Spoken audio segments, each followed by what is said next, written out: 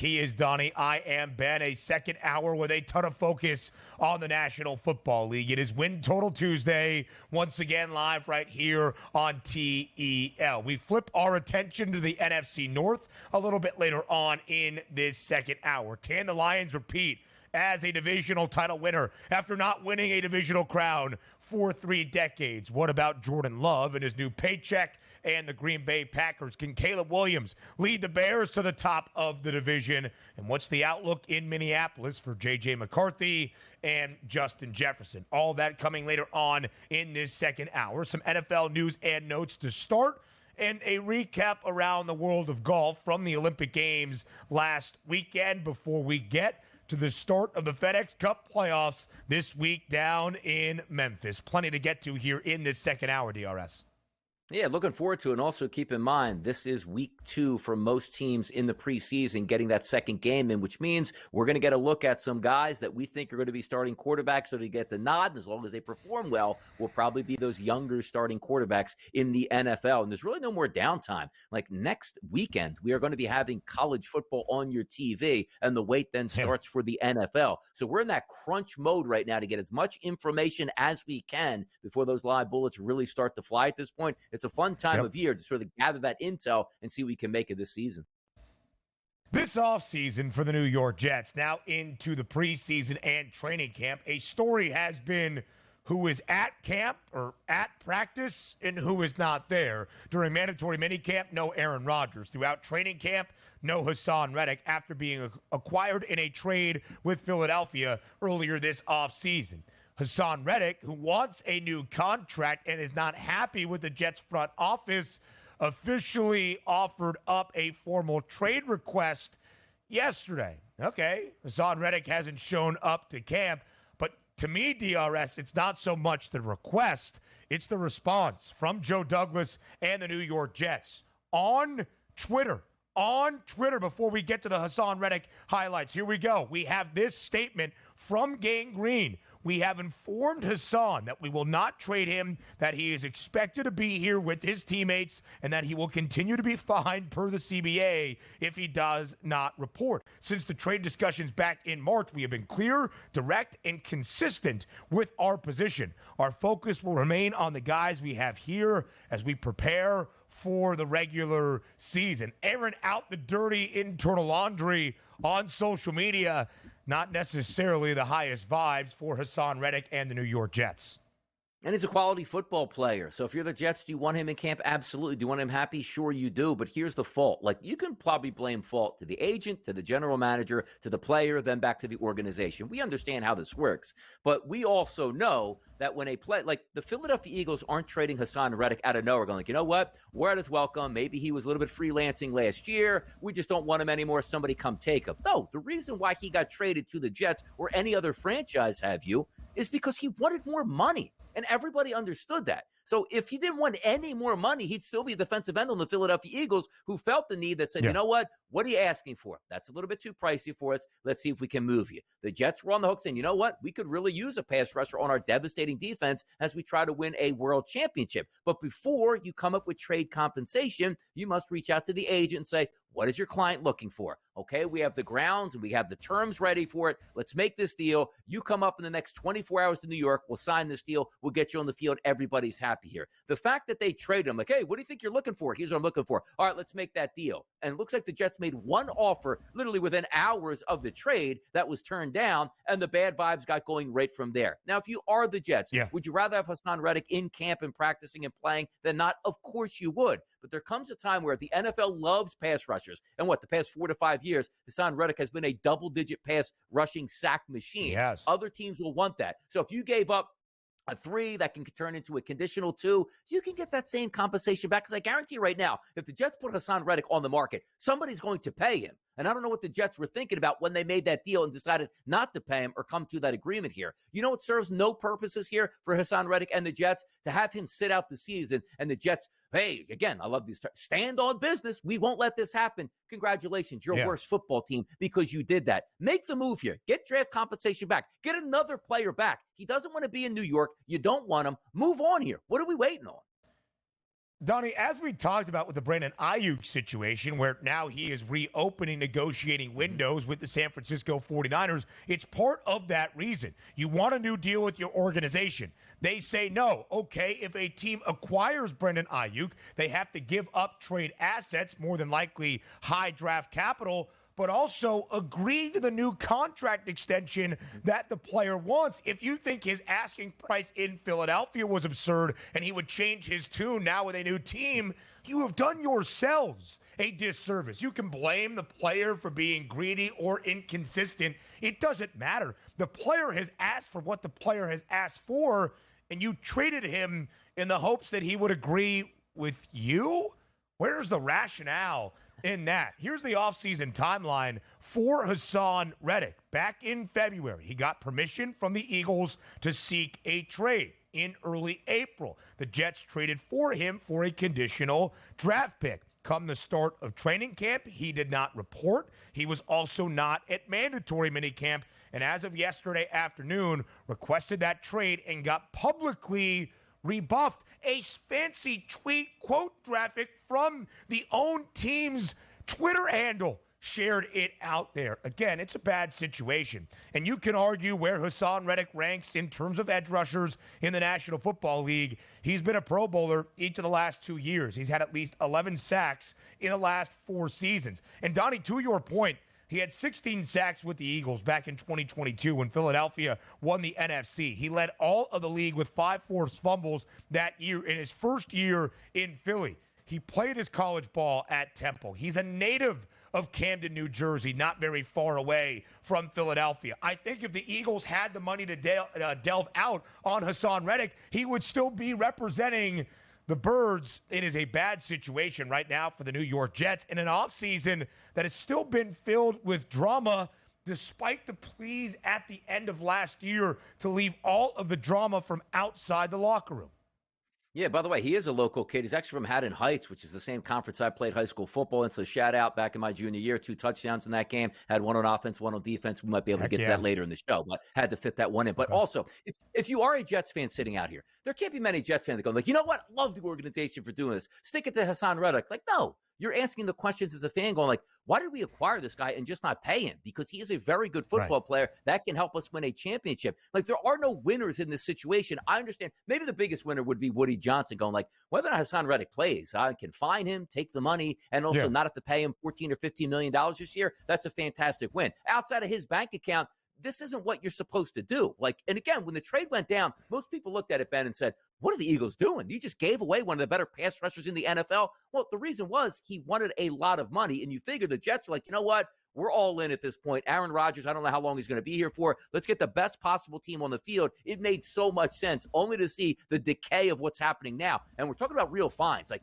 players want to play. Players want to get paid. Nobody wants to have letters probably from FedEx every Tuesday saying you owe another $100,000. Next week, you owe another $100,000. The animosity is building up quickly here. And wouldn't you be surprised? Like Brandon Ayuk's situation, you talked about it in San Francisco. That's probably going to end with him getting a long, lucrative deal for the 49ers. I don't see the same path here to victory for the Jets and Hassan Reddick. We'll talk about all this off-the-field drama for New York. Hassan Reddick, Aaron Rodgers. Does it impact our view on the actual football that will be played this year by the Jets a little bit later on to start off hour number 3? But just for context, there are 5 edge rushers around the National Football League that make $25 million per year or more. Nick Bosa, the highest paid. Donnie's guy, Joshua Hines-Allen, who was extended this offseason. Brian Burns, T.J. Watt, and Myles Garrett. That's kind of what we're discussing here in that realm. More on the early line next. Win Total Tuesday, live right here on the early line on SportsGrid and all across the Spiz Grizz network. He is Donnie. I am Ben. Our focus today on the NFC North, a very compelling division on that side of the National Football League. The Detroit Lions, the favorites to win this division for a second consecutive year. Of course, last year's divisional crown for Detroit was their first in 3 decades. The Packers, who have owned this division for most of the last decade plus, 8 NFC North crowns in the last 13 years, second best price with a new highly paid quarterback in Jordan Love. Caleb Williams will lead the Chicago Bears in his rookie campaign, a season that will feature high expectations in the Windy City. A winning campaign is expected, and what to make of the other rookie quarterback in this division. J.J. McCarthy, with the highest paid non-quarterback in the history of the NFL at his disposal, Justin Jefferson. That's if McCarthy wins the starting job. Sam Darnold in competition for QB number 1 in the Twin Cities as well. DRS, big picture, looking at those divisional prices, how do you assess the NFC North entering this year?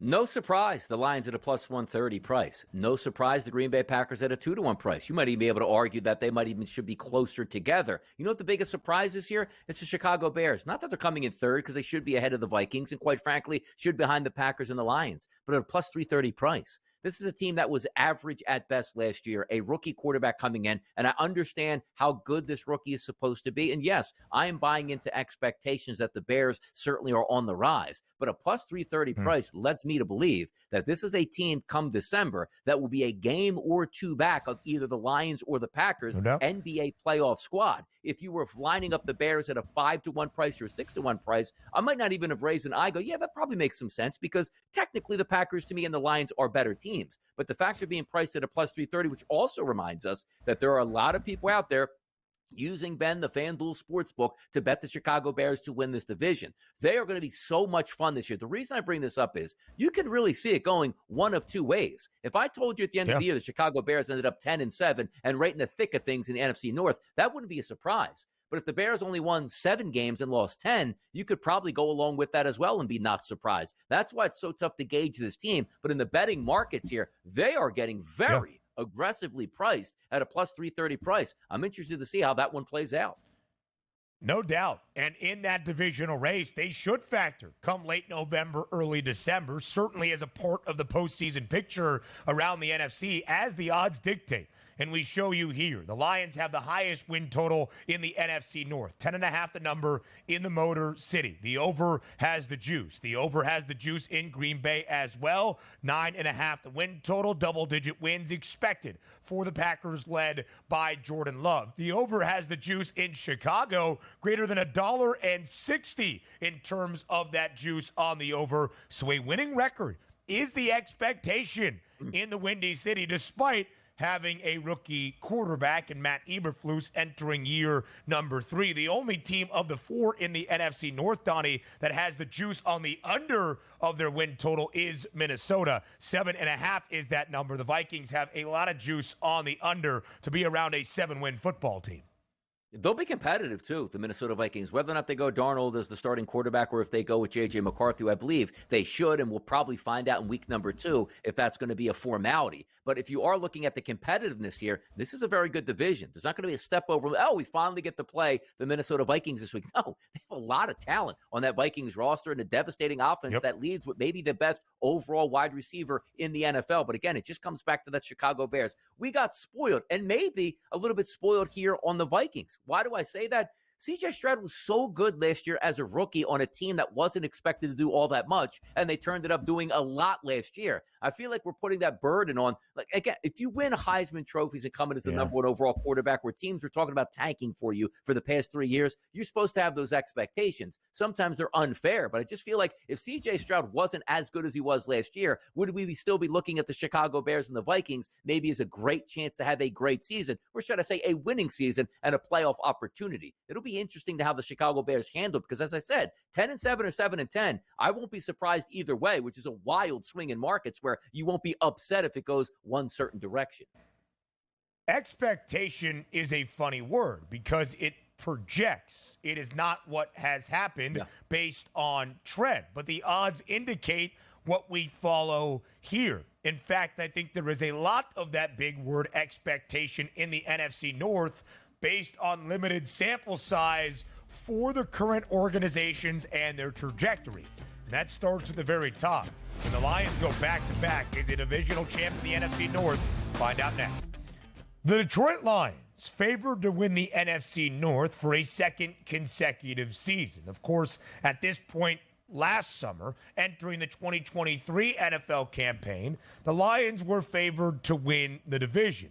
something they had been unable to do around the National Football League since the year 1993.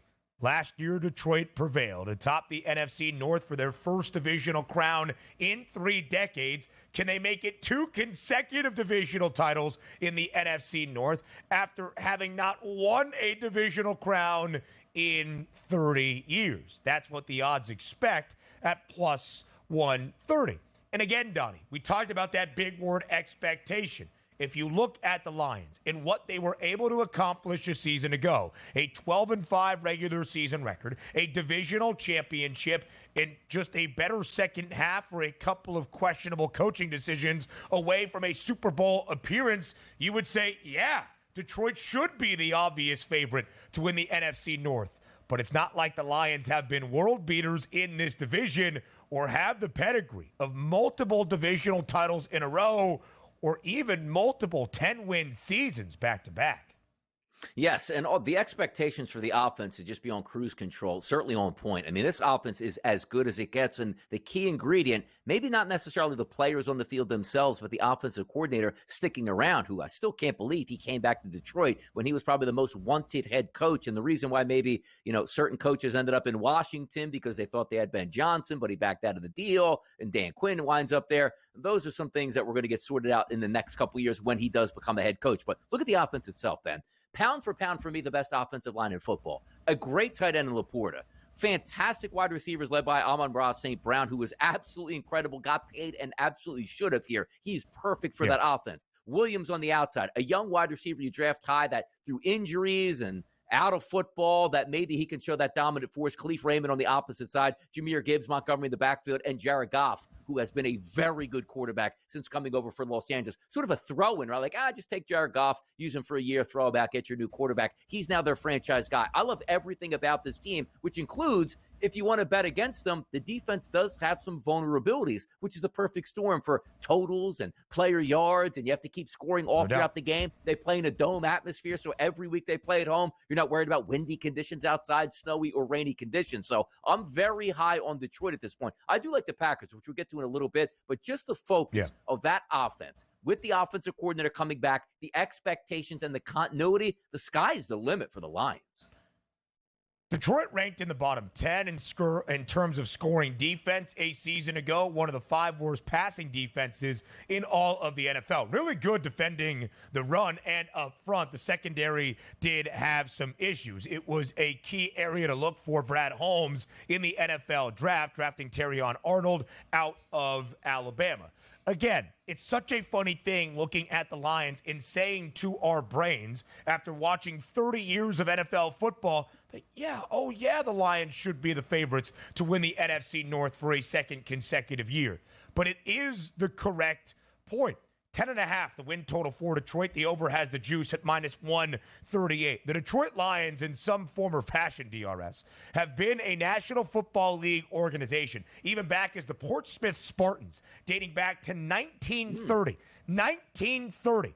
The Lions, as an organization, have not won back-to-back 10-win, have not had back-to-back 10-win seasons in their organization history, dating back to 1930. That is nearly a century of seasons. And, of course, they were a 12-win team a season ago, expected from the odds perspective to win 11 games this year. The closest the Lions came, a 3-year run in 1993 through 1995 when they had 10 wins. In 93 when they last won a divisional crown prior to a season ago. 9 wins in 94 and 10 wins in 1995. But again, I agree with the odds makers that this is Detroit's division to lose, as crazy as that might seem.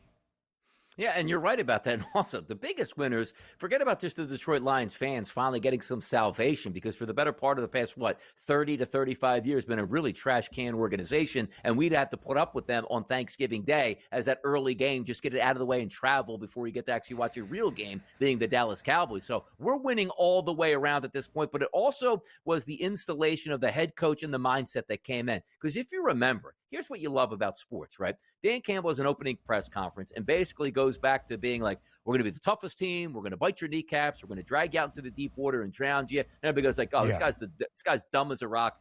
Analytics probably out the window. This team is going to be terrible. But he really took that Detroit mindset of being that gritty, tough town and instituted in his football season, or football team, I should say, for the football fans in Detroit to really buy in and have a legitimate force. This is a team that's going to be on the rise for the next couple of years because they built it from within. Obviously getting Jared Goff outside of it, but a lot of these players here, homegrown talent growing up in Detroit and preaching, we can do this thing, and the fans now buying in. It's actually great to see because this was a franchise that was just in a long stretch of losing and an afterthought on the national scene that now stepping into it, one of the more fun teams to watch and a great home field atmosphere now in Detroit.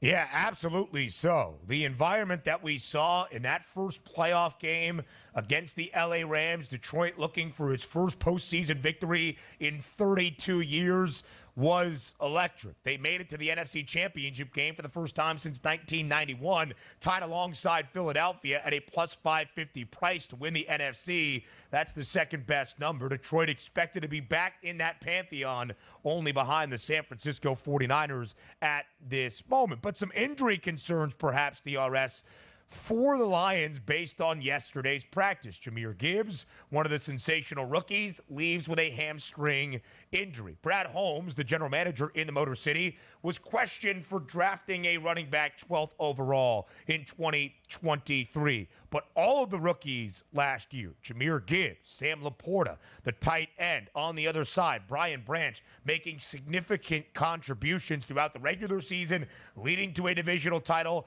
and throughout that playoff run for Detroit as well. Terrion Arnold slightly banged up at practice yesterday as the Lions made moves this offseason to address the secondary concerns in Detroit. Do any of those injury updates from camp affect your outlook on the Lions this season? Not necessarily, because you're hoping that these guys obviously aren't season ending, but you just don't want the lingering issues here. And that's why you bring up Jahmyr Gibbs, not a hamstring injury. You start the season with that injury, it tends to linger here. And you're talking about one of the better running back combinations in the professional sports rankings here. Montgomery, that hammer, gets the ball in the goal line, short situations, can be your lead back. But Jahmyr Gibbs is so talented in the open field. It's the perfect combination of thunder and lightning. That's what I worry about, because if you are the Lions, even if you have to sacrifice sitting this guy throughout the better parts of September. Yes, I'm talking about that. You need this guy healthy from midseason on because he's such a game changer and such a playmaker. You don't want to have him come back and September 21st or whatever, have him hurt that hamstring again and be down 6 or 7 weeks. You saw last year with the Minnesota Vikings, Justin Jefferson, hurt his hamstring here. He'll be back soon. What did he miss? The better parts of 2 months here? You want to make sure these playmakers are healthy and right. So hopefully he sits this one out for the better parts of the next month here so you can see him full blast during that, 3/4 of the final parts of the season. And frankly, it's been a great offseason in Detroit. They have paid everybody they had to pay. Amon-Ra St. Brown, Penei Sewell, making him one of the highest paid offensive linemen. And, of course, Jared Goff, whose MVP number this year, Donnie, I will be paying attention to. It's a 25-1 price right now. That ranks 12th best in the National Football League. Maybe the best offseason maneuver made in the Motor City, the retention of Ben Johnson, the offensive coordinator we thought was out the door as soon as Detroit was eliminated from playoff consideration last year, more than likely becoming the next head coach of the Commanders. Ben Johnson still in Detroit. I think that is huge for the Lions this year. Expected to win 11 games, expected to win its second consecutive divisional crown. How about the top contenders in the NFC North, the Packers and the Bears? Next.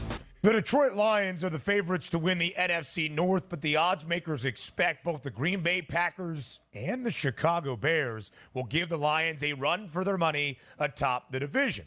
And based on pedigree and recent sample size, sure, the Lions are the reigning NFC North champions, but it's been a division owned by Green Bay in the last decade and a half. The Packers have not won the division the last 2 years, Minnesota in 2022, Detroit in 2023, but prior to that, 8 divisional crowns for Green Bay in an 11-year span.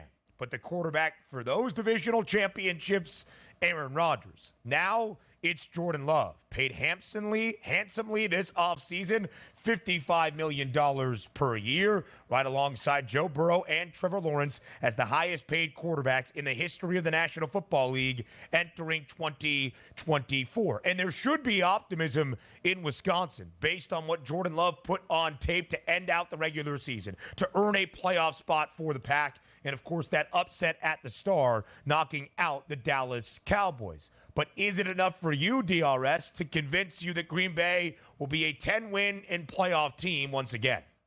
I think they can be. I really do, because sometimes you like the way the season starts compared to the way it finishes here, because the vibes were very high for Green Bay at the end of the season. And you're right, that game in Dallas really woke up a lot of people to see what that top end can be for the Green Bay Packers. If you take a look at the offensive line, it's not one of the better ones in the NFL, but certainly a solid one. The one thing that we've always waited for, and you watch, is you get that perfect storm. The young wide receivers playing with a young quarterback, and the maturation process continues. You saw that with the Green Bay Packers at the end of last season. What's one thing you can hope for if you're the Green Bay Packers as a fan? Of course, you want Jordan Love to be healthy the whole season. That's the name of the game. Keep your starting quarterback in there for the full 17 weeks. But like Christian Watson could just be healthy the whole year. No hamstring injuries, no leg issues here. Just be that top-end guy, what this offense can be. And say what you want. A year ago, we were talking about the downfall of the running back position. Anybody can plug in anywhere. Nobody's going to get signed to big money. How about coming out of nowhere with Jacobs signing as now your first-string running back in Green Bay to take over for Aaron Jones? Love that move. Like, everything makes sense on offense, and also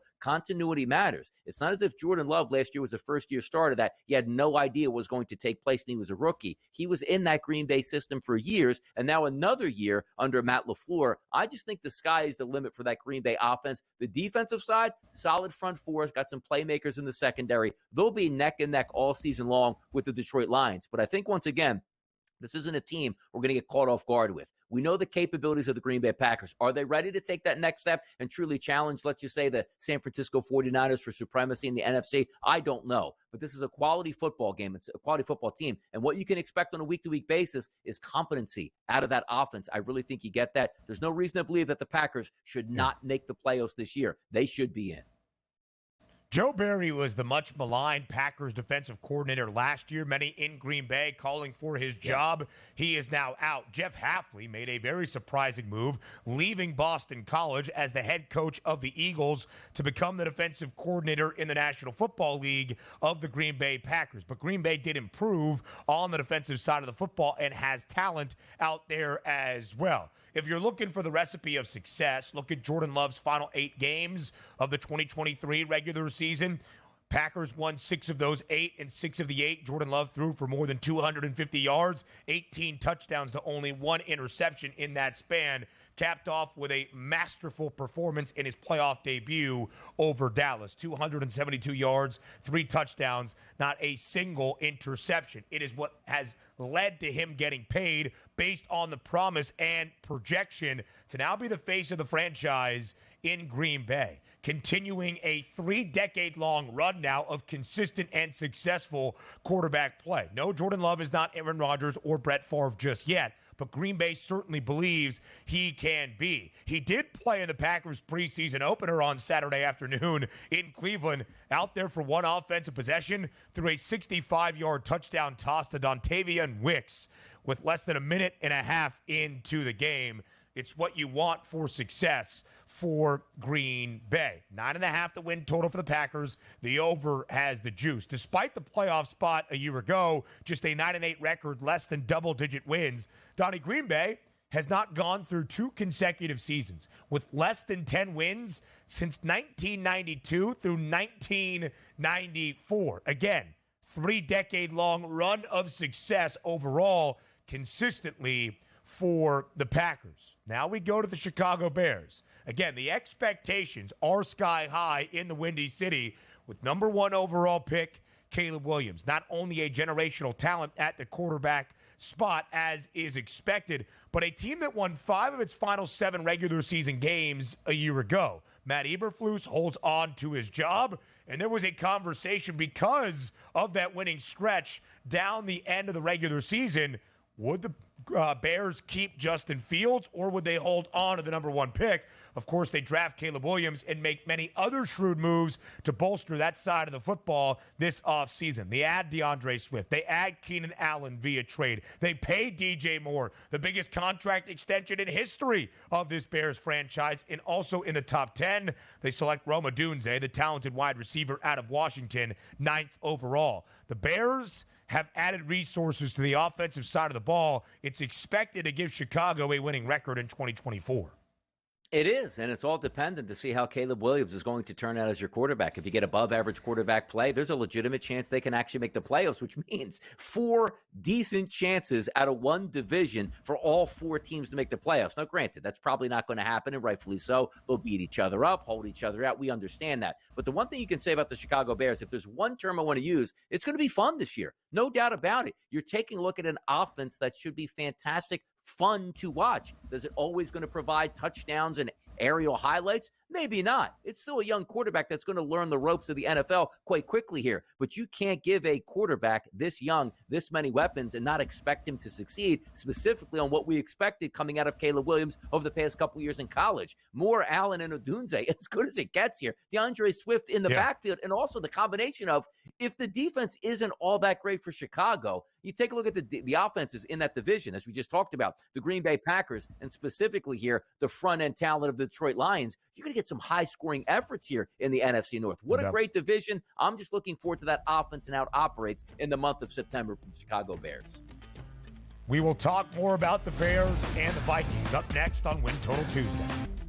So the expectation is there for Caleb Williams in his rookie campaign in Chicago, expected to bring this Bears team to a winning record and a potential playoff berth. Now, Chicago has a win total of 8.5. The over has the juice. That's a 9-8 record expected for a team that won 7 games last year and just 3 the year prior. The Bears, DRS, have only won 10 or more games in a season once since 2012. That was under Matt Nagy back in 2018. They have made the playoffs twice in that span in the last 5 years or so, both 2018 and even with an 8-8 record in the weird 2020 NFL season. But it's a minus 108 price for Chicago to see the NFC postseason. It is the 7th best number around the conference. If you follow that, the 7th best number in a conference that has 7 playoff berths, the Bears are going to be expected to contend for a playoff spot late into 2024.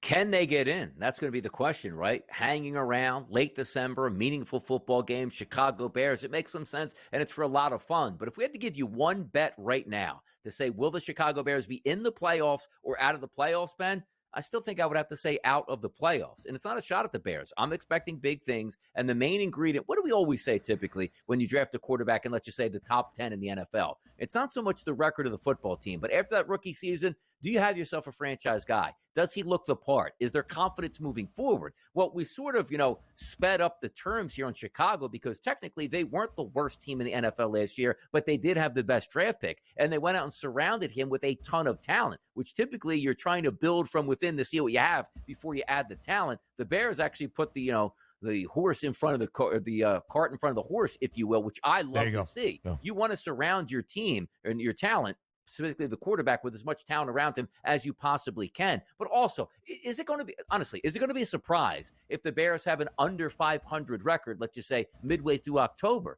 Technically, no. It's still a rookie quarterback and a young team that's still not used to winning just yet. So we're trying to set those expectations as, oh my goodness, great quarterback, great wide receivers. Here we go to a 5-1 start by the time, we're floundering around in the middle of October. I don't know if it's going to be that case. I want to believe so. I want to sit back and watch how they do in September, specifically that offense. But we are putting a lot of expectations on the Bears with a lot of moving pieces.